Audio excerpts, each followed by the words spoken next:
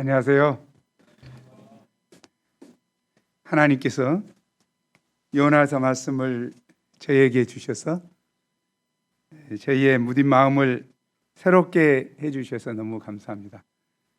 하지만 말씀을 전하고 준비하는 제게는 굉장히 부담이 되었습니다. 왜냐하면 요나의 모습이 나의 모습과 너무 같기 때문이죠. 좁고 편협하고 정말 사랑이었고 자기 중심적으로 생각하는 요소 때문에 그런 것 같습니다. 저만 그러겠죠. 여기 계신 분들은 또 온라인으로 예배드리는 분들은 정말 그 안에서 너무 감사한 것 같아요. 근데 소망이 됐던 것이 하나 있었습니다. 그것은 뭐냐면 요나가 그렇게 말도 안 되는 선지자였는데 하나님의 오래 참으시는 사랑으로 인해서 회개했다는 것이죠. 그리고 니느웨의 목자로 평생을 살았다는 것이죠. 그리고 전승에 의하면 그의 무덤이 지금도 니느웨에 있다는 겁니다. 와, 이게 굉장한 은혜로운 것 같아요. 그리고 니느웨의 심판은 150년 후로 연기됐죠. 한 번의 회개를 통해서 그들이 진실로 하나님 앞에 돌이키니까 150년 후에 심판이 연기된 이 놀라운 은혜의 역사를 통해서 제가 소망을 갖게 됐습니다. 그래, 나처럼 요나적 요소가 많은 자가 하나님의 마음을 덧입어야 되겠구나. 제 좁은 마음이 찢어져야 되겠구나. 그래서 품지 못하고 그냥 소갈이 하고 있는 이 연약한 나를 제가 계속 하나님을 생각하면서 하나님의 마음을 생각하면서 힘들고 어렵지만 변화되기 너무 힘들고 어렵지만 내가 조금씩 변화돼야 되겠구나. 조금씩 마음을 넓혀야 되겠구나. 품지 못한 한 사람을 조금씩 품으려고 해야 되겠구나 하는 마음을 갖게 됐습니다. 여러분, 가을은 정말 센치해지기 쉬운 계절이죠. 괜히 코로나 때문에 우울해하고 센치해지고 또 그런 가운데 힘들어하고 하기보다 이 요나서 말씀을 심령에 영접했으면 좋겠어요. 요나서 말씀을 통해서 하나님을 묵상하는 것. 하나님은 과연 어떤 분이신가? 요나가 그 불순종하면서도 하나님에 대해서 그는 알았어요. 어떤 하나님이었습니까? 은혜로우시고 자비로우시고 노하기를 더디하시고 인애가 풍성하신, 사랑이 풍성하신 그 하나님을 알았어요. 그러니까 그가 선지자로서 조금 개기고 있으면서도 소망을 가졌어. 하나님 나를 빚으시고 나를 변화시키셔서 하나님을 쓰실 것이다. 우리도 소망을 가져봅시다. 하늘만 높은 것 아닙니다. 하나님의 사랑은 높고 하늘만 푸르고 넓은 거 아니에요. 하나님의 사랑은 참으로 높습니다. 우리를 다 품고 남습니다. 그 하나님의 사랑을 이 가을에 깊이 묵상하는 저와 여러분이 됐으면 좋겠습니다. 우리 11절 말씀 읽고 시작하죠. 4장 11절입니다. 시작. 하물며 이 큰 성읍 니느웨에는 좌우를 분별하지 못하는 자가 12만 명이요 내가 어찌 아끼지 아니하겠느냐 하시니라. 내가 어찌 아끼지 아니하겠느냐 말씀으로 함께 보죠. 제1부 순종하여 말씀을 전하는 요나 3장입니다. 여호와의 말씀이 두 번째로 요나에게 임합니다. 여호와께서 그에게 다시 사명을 주십니다. 물고기 훈련을 통해서 회개한 그에게 다시 사명을 주십니다. 목자로서 실패한 그에게 다시 한번 일어설 수 있는 기회를 주십니다. 그가 감당해야 될 사명은 지난번과 똑같습니다. 일어나 저 큰 성읍 니느웨로 가서 내가 내게 명한 것을 그들에게 선포하라. 원수의 나라 니느웨로 가서 여호와의 말씀을 전하는 것입니다. 이번에는 요나가 어떻게 합니까? 3절 3관절이죠. 요나가 여호와의 말씀대로 일어나서 니느웨로 가니라. 이번에는 말씀에 순종하여 곧바로 일어나 니느웨로 갑니다. 니느웨는 성읍의 둘레가 96km로서 둘러보는 데만 사흘 길이나 되는 아주 큰 성읍입니다. 물론 그 성은 단순히 규모만 큰 것이 아니라 하나님께도 중요한 성읍이었습니다. 왜냐하면 하나님께서 관심을 갖고 계시기 때문입니다. 요나는 그곳에서 무슨 말씀을 전합니까? 그런 성읍에 들어가서 하루 동안 심판의 말씀을 전합니다. 40일이 지나면 니느웨가 무너지리라. 니느웨가 이제부터 40일 전까지 회개하지 않으면 심판을 받는다는 것입니다. 하나님은 왜 그들에게 이런 심판의 메시지를 전하도록 하십니까? 하나님은 죄가 있다고 해서 무조건 심판하지 않습니다. 불순종한 요나에게도 기회를 주셨던 것처럼 그들에게도 기회를 주십니다. 이 일에 요나를 쓰신 것입니다. 그런데 요나는 이처럼 심각한 심판의 메시지를 전하면서 정말 무덤덤해 보입니다. 별로 마음이 내키지 않으니까 자기와는 아무 상관없는 일처럼 형식적으로 마치 공무원이 공무를 집행하듯이 말씀을 전합니다. 그냥 있는 그대로 원색적으로 전합니다. 심정 없이 40일이 지나면 니느웨는 무너지리라. 들으면 듣고 말면 말고. 그런 그에게서는 어떤 목자 심정, 회개해야 돼, 아니면 심판하여 무너진다 하고 이런 정열적이고 어떤 심정을 가진 메시지가 아닙니다. 그러나 니느웨 사람들의 반응은 어떠합니까?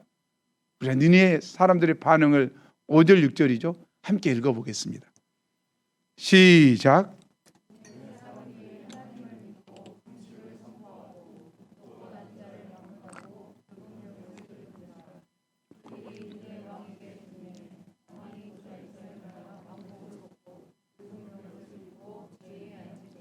와, 정말 예상치 못한 놀라운 회개의 역사입니다.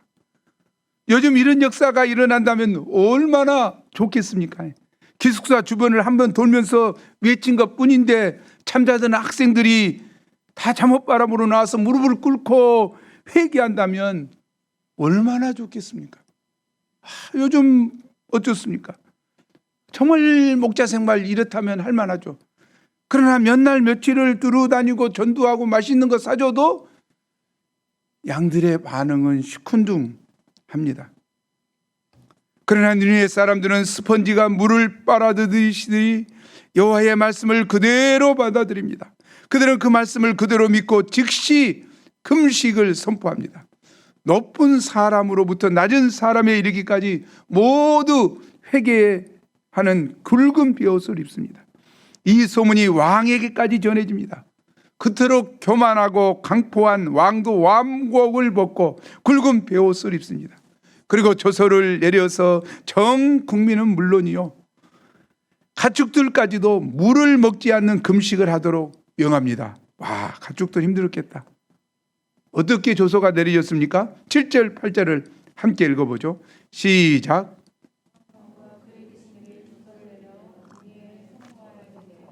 사람이나 짐승이나 소떼나 양떼나 아무것도 입에 대지 말지니 곡 먹지도 말 것이요 물도 마시지 말 것이며 사람이든지 짐승이든지 다 굵은 베옷을 입을 것이요 힘써 하나님께 부르짖을 것이며 각기 악한 길과 손으로 행한 강포에서 떠날 것이라. 이것은 그들이 마음으로부터 회개했다는 표시입니다. 더 나아가 입술로 뿐만이 아니라 삶의 현장에서 실제로 돌이켰다는, 회개에 합당한 열매를 맺었다는 표시입니다. 왕이 이렇게 회개를 표현하는 목적이 무엇입니까? 9절이죠. 하나님이 뜻을 돌이키시고 그 진노를 그치사 우리가 멸망하지 않게 하시리라. 그렇지 않을 줄을 누가 알겠느냐 한지라. 왕은 늦게나마 하나님의 용서를 바랍니다. 염치가 없지만 그들이 지금 바랄 것은 오직 하나, 하나님의 긍휼뿐입니다. 어떤 이런 심판이 경고된 절대 절명의 순간에 그들의 소망은 오직 하나님께만 있습니다. 이런 그들로부터 우리가 무엇을 배울 수 있습니까? 악독이 하늘에까지 찬 그들도 회개한다는 것입니다. 도저히 변하지 않는 것 같은 그들도 변하여 새 삶을 살고자 한다는 것입니다. 세상에 그 누구도 심판을 받아서 그냥 죽으려는 사람은 없습니다. 겉으로야 뭐라고 말하든지 그들의 속마음을 우리가 알아야 합니다.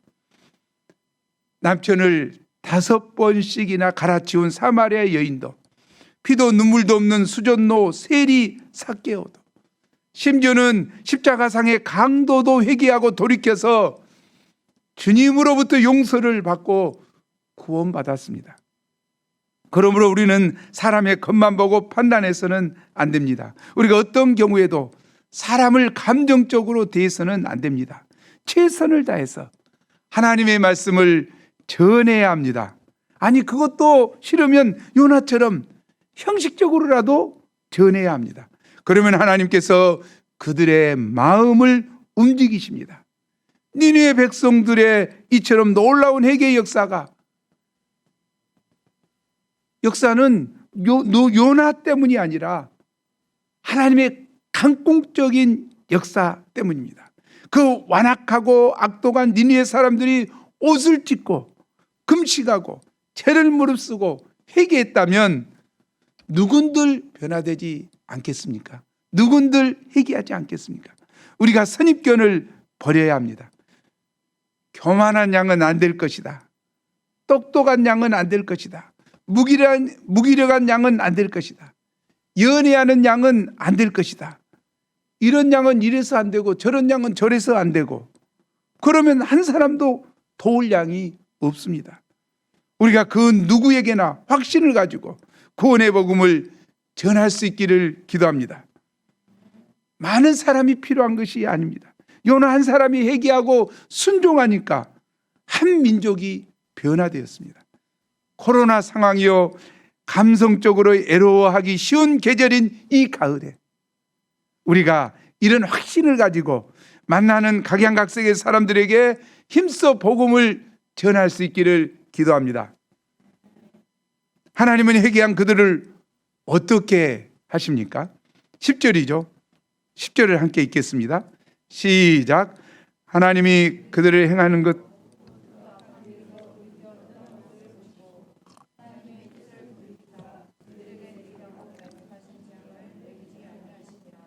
하나님은 그들의 회개함을 보시고 심판을 거두십니다. 하나님은 좀처럼 자신이 뜻한 바를 변경하지 않으십니다. 그러나 회개한 자에 대해서는 자비를 베푸십니다. 요한일서 1장 9절에 이런 글이 있죠. 참으로 은혜로운 말씀이죠. 우리 함께 읽겠습니다. 시작. 만일 우리가 우리 죄를 자백하면 그는 미쁘시고 의로우사 우리 죄를 사하시며 우리를 모든 불의에서 깨끗하게 하실 것이요 하나님은 어떤 죄인일지라도 회개하면 변함없는 긍휼과 인애를 베푸십니다. 그러므로 하나님의 심판의 선언은 확정적인 심판이 아니라 경고적인 심판이요, 조건적인 심판입니다. 선언은 확정적인 심판이 아닙니다. 회개하고 돌아오기를 기다리시는 사랑의 표현입니다. 그러나 그 은총은 그리스도께서 다시 오시는 재림의 그날까지만 효력이 있다는 사실을 우리는 잊어서는 안 됩니다. 이번 가을 학기에 우리 가운데도 이런 회개의 역사가 충만하기를 기도합니다. 하나님의 말씀을 듣고 무릎을 꿇고 정말 간절히 회개하는, 그 당시 이스라엘 백성들은 이런 회개가 없었어요. 선지자가 회개를 촉구하고 해도 받아들이지 않았어요. 마음을 완악하게 하고 강팍하게 했어요. 그러다 결국 멸망당했죠. 바벨론에 멸망당해서 70년 바벨론 유수 생활을 했지 않습니까? 하나님은 바벨론 통해서 심판하기를 원하지 않으셔요. 오늘 말씀 보면 그렇지 않습니까? 원치 않으셔요. 회개하기를 원하셔요. 하나님 알기를 원하셔요. 돌이키기를 원하셔요.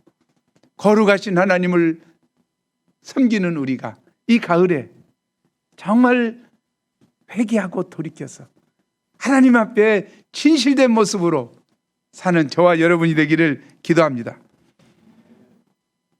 제2부 하나님의 마음을 갖도록 도전받는 요나 4장입니다. 그러면 이에 대한 요나의 반응은 어떠합니까? 1절입니다. 요나가 매우 싫어하고 성내며.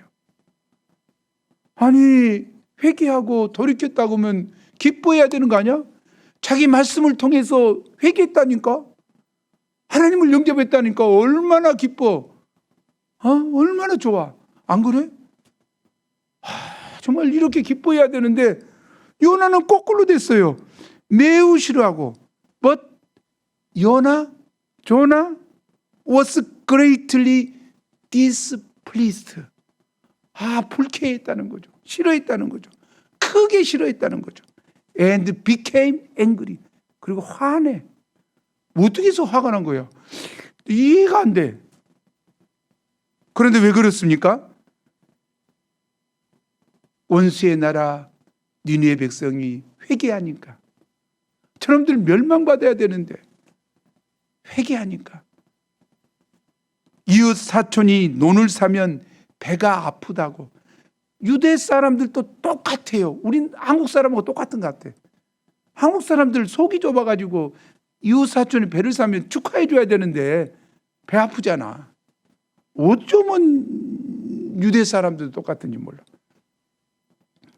그는 물고기 뱃속에 구원받았을 때는 하나님께 감사했습니다. 그러나 이 순간에는 하나님께 큰 불평을 쏟아냅니다. 왜냐하면 그가 두려워했던 일이 현실로 드러났기 때문입니다. 그가 사명을 거절하고 도망한 것도 하나님께서 이렇게 일하실 것을 알았기 때문이죠. 하나님의 은총이 니느웨 사람들에게까지 전해질 것을 알았기 때문이죠. 하나님은 은혜로우시고 자비로우시고 노하기를 더디하시며 사랑이 한없는 분이셔서 내리시던 재앙마저 거두실 것을 알았기 때문이죠. 얼마나 하나님이 사랑이 풍성하시면 좋습니까? 안 그래요? 그러나 요나는 그런 하나님을 정말 싫어합니다. 왜냐하면 자기가 정말 싫어하는 니느웨 백성들, 그들이 용서를 받고 사랑을 받기 때문입니다. 내가 싫어하는 사람이 사랑받는 것도 싫고 그런 사람에게 사랑하시는 하나님도 싫은 것이죠. 아주 못됐어요. 이런 요나가 얼마나 모순됩니까? 그는 선지자인데도 하나님의 말씀을 정면으로 거부하고 사명을 피하여 도망쳤습니다. 그런 그를 하나님은 즉시 벌을 내려 마땅합니다. 하지만 하나님은 그런 그를 용서하셨습니다. 기회를 다시 주셨습니다. 그래서 그는 하나님은 은혜로우시며 자비로우시며 사랑이 넘치는 분이라고 고백까지 했습니다. 그러나 그는 자기에게 베푸신 하나님의 사랑이 다른 사람에게로, 특히 자기가 싫어하는 사람에게로 확장되는 것을 싫어합니다. 나의 하나님이 다른 사람의 하나님 되는 것을 싫어합니다. 그는 나에게는 은혜의 하나님이고 다른 사람에게는, 특히 이방 민족에게는 심판의 하나님이시기를 바랍니다.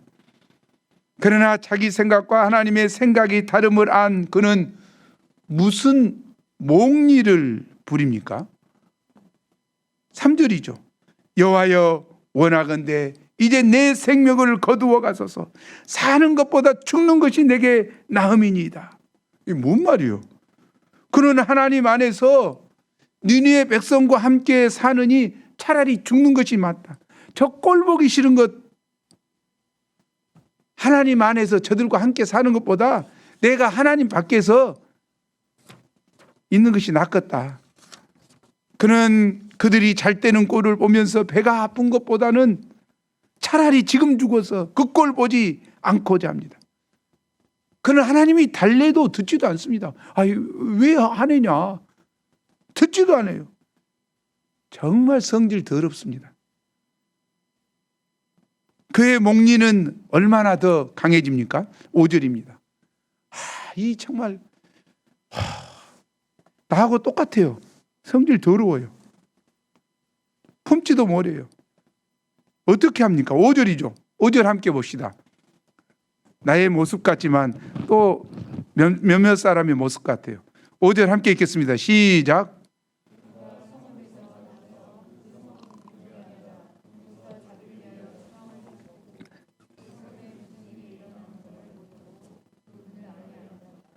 그는 성읍 동쪽에 임시 가건물을 짓고 그 성읍이 어떻게 되는지 살핍니다. 그는 하나님께서 니느웨를 용서하신 것을 알았습니다. 그럼에도 불구하고 그는 아직도 니느웨가 무너지리라는 자신의 메시지가 헛되지 않기를 기대하고 그들의 심판하는 모습을 기대하고 보고 있는 거예요. 아니, 니느웨는 반드시 무너져야 한다고 하나님께 데모하고 있는 것 같습니다. 저 같으면 이렇게 이기적이고 감정적인 요나를 한 대 주워받고 싶습니다. 에라 이놈아, 네가 선지자나. 그런데 하나님은 이번에도 고집불통인 요나를 참으십니다.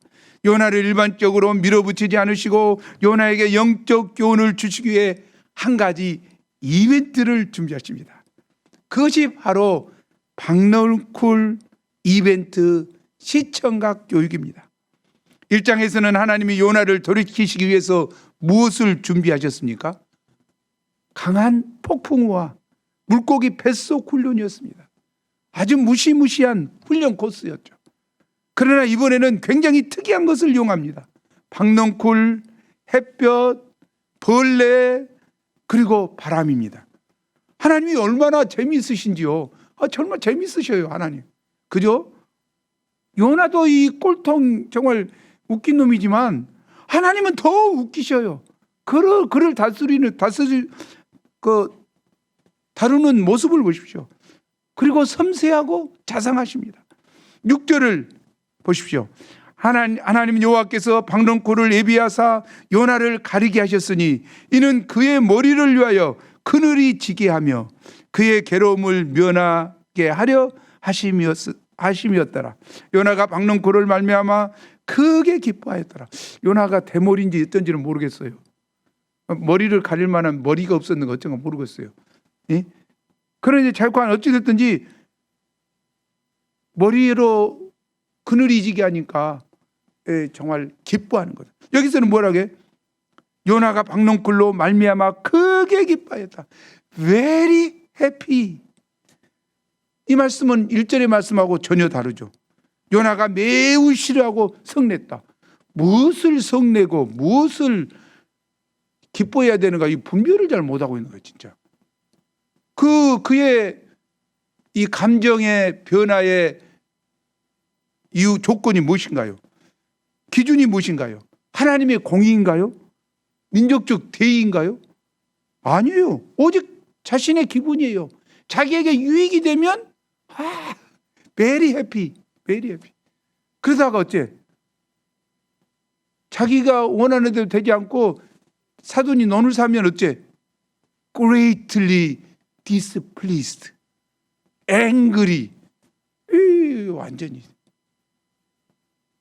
완전히 다른 모습이에요. 자기 마음에 들면 좋아하고 마음에 안 들면 불평하는 거예요. 이런 요나는 얼마나 자기 중심적입니까? 하나님께서 위에서 보실 때 얼마나 한심하기 짝이 없겠습니까? 저것이 내가 세운 선지자라니.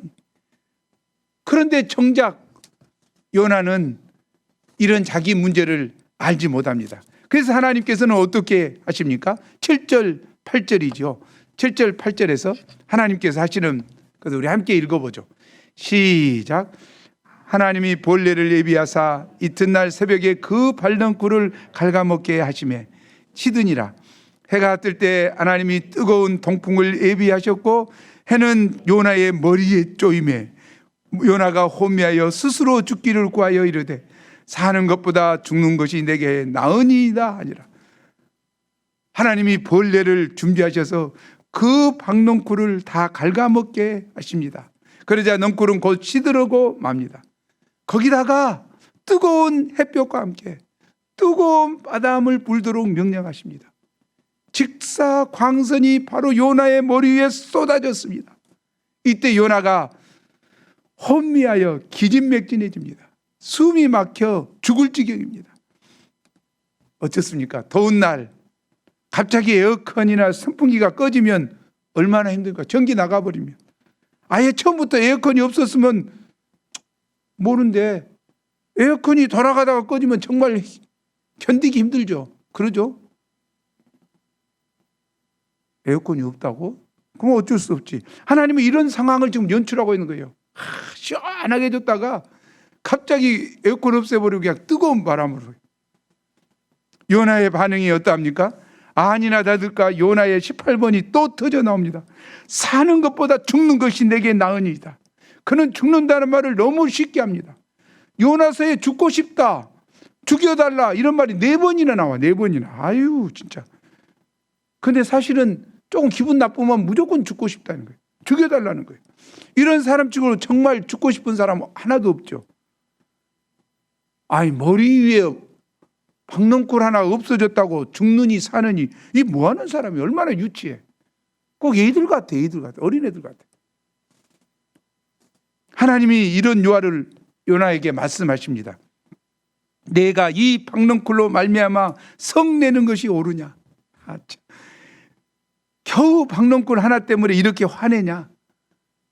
그러자 요나는 신경질적으로 대답합니다. 내가 성내어 죽기까지 할지라도 옳으니이다. 그래요, 옳아요. 더워 죽겠어요. 힘든 건 뭐 힘든 거죠. 차라리 죽는 편이 낫겠어요. 하나님께 지금 말대꾸 탕탕하고 있는 거예요. 지가 옳다는 거예요. 뭐가 옳아? 근데 옳다는 거야. 지극히 자기중심적이고 이기적인 사람이죠. 하나님이 말씀하시는데 버럭버럭 화를 내고 대들고 있습니다. 얼마나 무리하고 교만합니까? 아이고 나 같으면 정말 그런데도 하나님은 어떻게 하십니까? 10절 11절입니다. 우리 함께 읽어보죠. 하나님 너무 좋아요. God is good all the time. God is good all the time. 네, 정말 하나님 좋으십니다. 우리 10절 11절 읽겠습니다. 시작. 여호와께서 이르시되 내가 수고도 아니하였고 재배도 아니하였고 하룻밤에 났다가 하룻밤에 말라버린 이 박넝쿨을 하물며 이 큰 성읍 니느웨에는 좌우를 분별하지 못하는 자가 12만여 명이요 가축도 많이 나니 내가 어찌 아끼지 아니하겠느냐 하시니라. 하나님은 전혀 분노하지 않으시고 오래 참으시며 조근조근 말씀하십니다. 정말 제가 이 하나님의 인자하심을 깊이 배워 어떤 자라도 품고 섬길 수 있기를 기도합니다. 10절에 내가 수고도 아니하였고 재배도 아니하였고 하룻밤에 났다가 하룻밤에 말라버린 이 박넝쿨을 아꼈거든. 사실 요나가 박넝쿨에 대해서 이러쿵저러쿵 말할 입장이 아닙니다. 씨를 뿌린 것도 아니고 뭐 땅을 파고 씨를 뿌린 것도 아니고 물을 준 것도 아닙니다. 아무런 수고도 않고 재배도 하지 않았습니다. 하나님이 다 하셨습니다. 그런 박넝쿨에 대해서 아무런 권리가 없습니다. 더구나 박넝쿨은 하룻밤에 났다가 하룻밤에 말라버리는 너무나 하찮은 것입니다. 하나님은 이 박넝쿨과 니느웨 백성을 대조하십니다. 하물며 니느웨 사람이겠느냐. 큰 성읍 니느웨에는 좌우를 분별하지 못하는 사람이 12만여 명이나 있습니다. 박넝쿨 하나와 12만여 명의 니느웨 사람의 가치를 비교할 수 있겠습니까? 하룻밤에 말라버리는 잎사귀 하나에 불과한 하찮은 식물에 불과한 박넝쿨, 있어도 그만 없어도 그만, 이런 박넝쿨과 니느웨 성읍에 있는 12만여 명이나 되는 사람, 그들은 모두 하나님의 형상을 따라 지음받은 하나님의 피조물입니다. 단지 요나 자신의 민족이 아닐 뿐이지 자기와 똑같은 사람입니다. 그런데 이방인이라는 이유 하나 때문에 싫은 것입니다. 그동안 자기 민족을 괴롭혀온 자들이기 때문에 미워하고 있습니다. 박농쿨은 잠시라도 자기에게 시원함을 선사했는데 니느웨는 자기들을 괴롭혔다는 것입니다. 자기와 관계가 있으면 좋아하고 관계가 없으면 무조건 싫어합니다.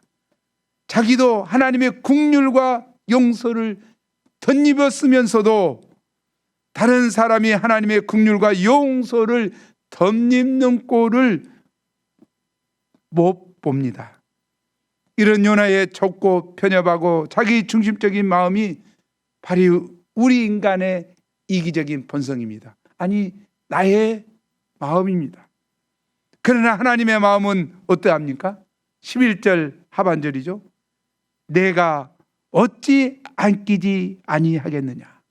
내가 어찌 불쌍히 여기지 아니하겠느냐?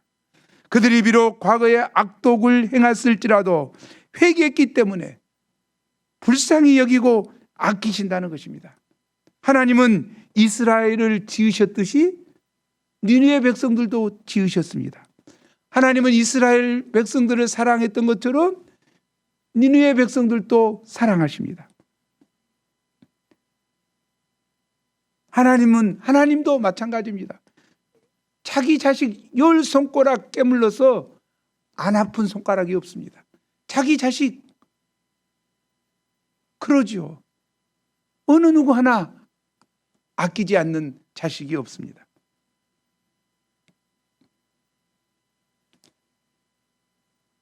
그러나 우리는 아끼는 기준이 무엇입니까? 나와 관계가 있으면 아무리 사소한 것이라도 얼마나 아낀지 모릅니다. 요나와 똑같아요. 내 자식, 내 차, 내 옷, 내 핸드폰, 내 지갑, 내 꿈과 계획은 지극히 아낍니다. 그런데 정작 좌우를 분별하지 못해서 죽어가는 캠퍼스 영혼들에 대해서는 무관심합니다. 지금도 복음을 듣지 못해 파멸로 치닫고 있는 이방 나라의 수많은 백성들에 대해서는 무관심합니다. 그러나 주님은 말씀하십니다. 내가 어찌 아끼지 아니하겠느냐? 하나님은 우리가 내 것만 아끼지 말고 다른 사람에 대해서 불쌍히 여기는 마음, 컴패션, 창자가 끊어듯이 애타는 불쌍히 여기는 마음, 안타까운 마음 갖기를 원하십니다. 요나에게 필요한 것은 자기가 박농쿨을 아끼는 것만큼 다른 영혼을 아끼는 마음입니다. 나에게 박농쿨이 그렇게 소중했다면 다른 사람에게도 박농쿨이 필요하지 않겠습니까? 여기서 박농쿨은 신학적으로 해석하면 예수님의 십자가라고 할 수 있습니다. 우리가 공의로우신 하나님 앞에 바로 서면 무서운 심판의 태양 앞에 감히 설 수가 없습니다. 정신이 혼미하여 죽고 말 것입니다. 그런데 자격 없는 죄인을 위해서 하나님께서는 하나밖에 없는 독생자까지 아낌없이 내어주셨습니다. 십자가 그늘을 허락하시고 그 십자가의 그늘 밑에 피하게 하셨습니다. 수고하고 무거운 짐진 자들아, 다 내게로 오라. 내가 너희를 쉬게 하리라. 예수님의 십자가 밑에 나오기만 하면 누구든지 죄를 용서해 주시고 받아주십니다.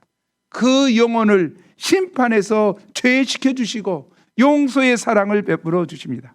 우리가 먼저 이 주님의 은혜와 긍휼의 사랑을 받았다면 이제 우리가 다른 사람에게 십자가의 사랑을 베풀어야 하지 않겠습니까?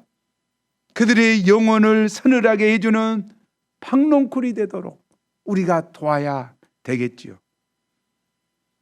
예수님은 마태복음 9장 12, 13절에서 말씀하십니다. 우리 함께 읽어보죠. 시작.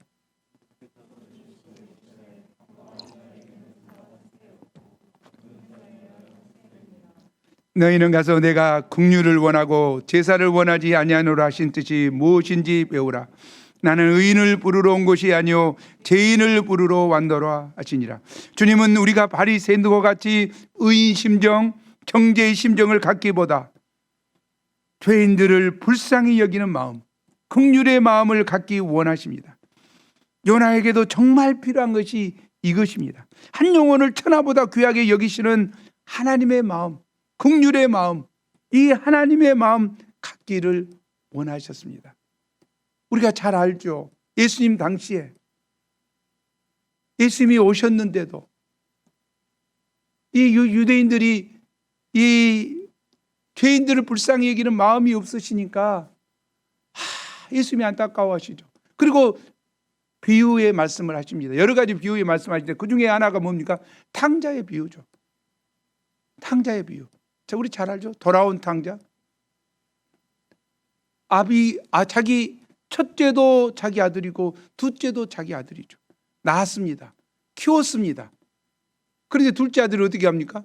아버지 품을 떠나서 재산을 다 가지고 와서 허랑방탕하게 지내죠. 못됐어요. 그러나 그곳에서 아버지의 사랑을 깨닫고 돌이켜서 오잖아요. 돌이켜서 올 때 어째 막대기로 두드려고 이게 심판을 해야 되는데 하나님은 그렇게 하시지 않잖아요. 둘째 아들을 허랑방탕하여 이제 다시 집에 돌아온 아버지 사랑을 느끼고 돌아온 그를 황태자를 대접하듯 잔치를 베풀고 고운 옷을 입고 용서하시죠. 이것을 보고 첫째 아들이 어떻게 생각합니까? 완전히 화를 내고 말이지. 영접어도 못해요. 자기 둘째 아들이 누굽니까? 자기 동생이에요, 동생. 동생이 살아서 돌아왔는데 환영해야지. 근데 그 했던 죄 때문에 그냥 막 정지하고 판단하고 저놈하고는 함께 안 있겠다. 형제가 아닌데도 불구하고. 왜 첫째 아들이 그랬습니까? 왜 그래? 아버지의 마음을 모르니까. 아버지가 둘째가 떠나가고 그렇게 방탕하게 살 때 얼마나 마음이 아픈지. 정말 둘째가 살았을까 죽었을까 마음 아파하고 괴로워하고 염려하는 이 아버지의 마음을 알았다면 정말 첫째도 아버지를 위해서 둘째를 위해서 기도하고 돌아오도록 하고 핸드폰으로 연락도 해보고 잘 사니 하고 물어보기도 하고 소식도 오를 텐데 아무 관심도 없는 거지. 이게 첫째 아들의 마음이 누구의 마음입니까? 유대인들의 마음이요. 첫째 아들의 마음이 누구의 마음입니까? 요나의 마음이에요. 요나의 마음. 예? 저 니느웨 백성, 죄 가운데 있는 니느웨 백성 심판받아야 되는데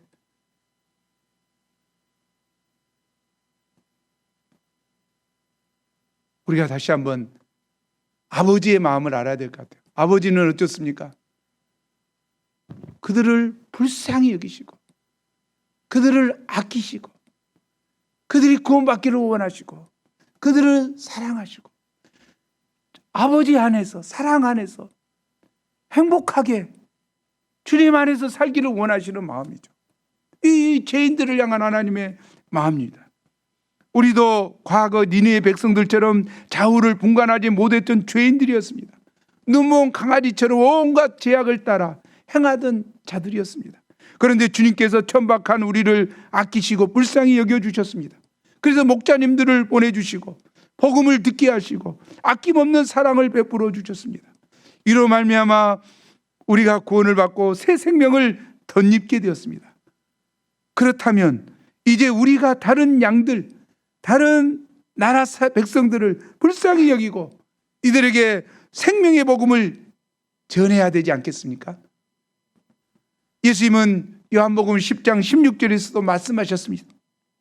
또 이 우리 안에 들지 아니한 다른 양들이 내게 있어 내가 인도하여야 할 터이니 그들도 내 음성을 듣고 한 무리가 되어 한 목자에게 있으리라. 우리 밖에 있는 영혼들도 구원하기를 원하시는 예수님의 마음이죠.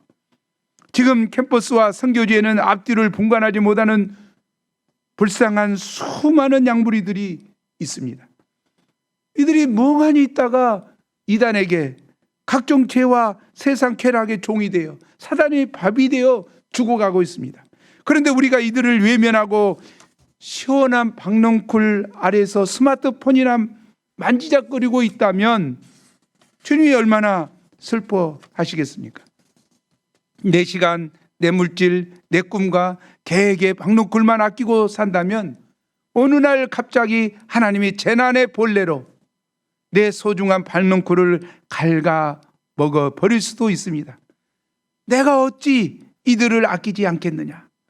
우리가 하나님의 긍휼의 마음, 소자 하나를 불쌍히 여기시는 마음을 가져야 하겠습니다. 하나님의 마음은 사람을 구원하는 일에 가 있습니다. 하나님은 구원받지 못하는 사람을 가장 불쌍하게 여기십니다. 그래서 예수님이 부활하신 후에 제자들을 만나서 뭐라고 했습니까? 마가복음 16장 15, 16절 함께 읽죠. 시작.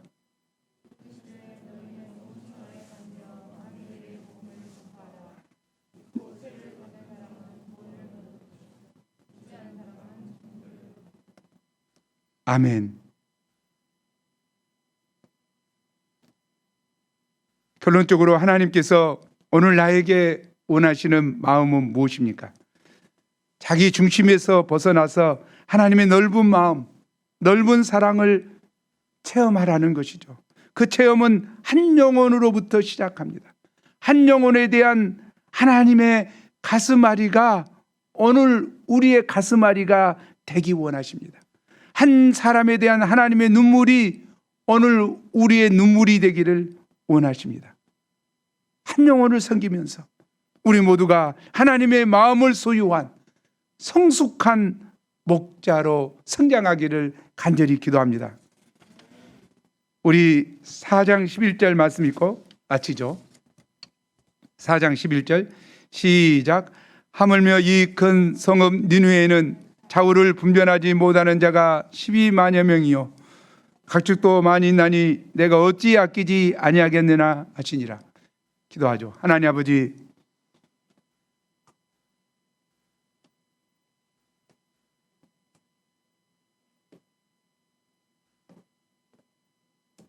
자기에게 유익하면 기뻐하고 감사하고, 자기를 구원해 주면, 용서해 주면 기뻐하고 감사하고, 그러나 저 사람이 용서받고 구원받으면, 저 사람이 사랑받으면, 저 사람이 축복받으면 마음이 불편한 저희의 좁은 내면을 요나와 똑같은 모습을 하나님 발견하고 회개하기를 원합니다. 하나님 도와주세요. 하나님, 세상 만민을 구원하시기를 원하시는 하나님의 마음 알게 도와주세요. 가장 사랑하는 독생자 예수님을 죽어가는 영혼들을 위하여 십자가에 내어주신 아버지의 사랑을 알게 도와주십시오. 하나님 도와주세요. 아버지의 마음을 알게 도와주세요. 아버지의 사랑을 알게 도와주세요. 아버지의 뜻을 알게 도와주셔서 이 아버지의 마음으로, 아버지의 사랑으로, 아버지의 뜻을 쫓아 목자의 삶을 살아가는 저희가 되게 도와주십시오. 목자로 세움을 받았지만, 하나님의 종으로 세움을 받았지만, 하나님의 구원의 은혜를 먼저 받았지만 아버지의 마음을 알지 못하는 저희를 불쌍히 여겨 주옵소서. 저에게 새 마음을 주시고 이 가을에 하나님 아버지, 하나님의 마음을 알고 하나님 마음을 품고 성숙해지는 이 귀한 가을이 될 수 있도록 도와 주옵소서. 감사합니다. 감사하고 예수님 이름으로 기도합니다.